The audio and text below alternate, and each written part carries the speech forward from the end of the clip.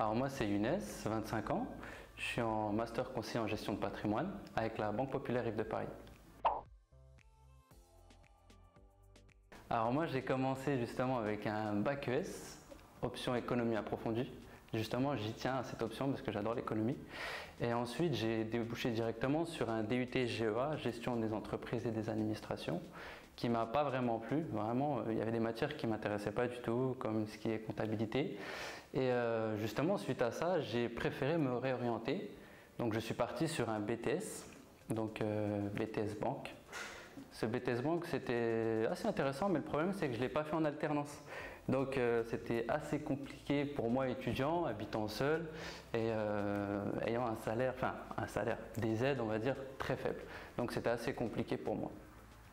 Et justement, j'ai décidé de contacter l'IFCV pour justement aller sur un diplôme en alternance. Donc, j'ai fait mon bac+3 en alternance conseiller financier à l'IFCV avec la Banque Populaire Rive de Paris.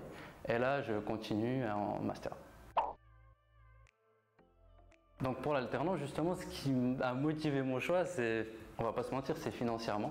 C'est vraiment acquérir de l'expérience et avoir de l'argent en même temps.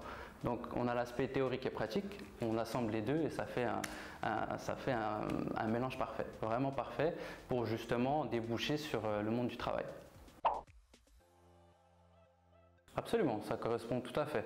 En fait, ce que je fais actuellement, moi, j'ai pour base justement de faire du pro après. Donc, vous allez me dire, ouais, Younes, tu fais du pro et tu es sur un diplôme en gestion de patrimoine, ça n'a rien à voir. Or, moi, je pense le contraire, justement, en fait, en agence, ce que je fais, c'est du pro et à l'école, c'est du patrimonial. Donc, en fait, j'aurai la double casquette. Je serai beaucoup plus spécialisé qu'un autre sur le monde du travail. Donc, j'aurai beaucoup plus de chances d'être recruté. Et j'aurai beaucoup plus de connaissances, ça va de soi.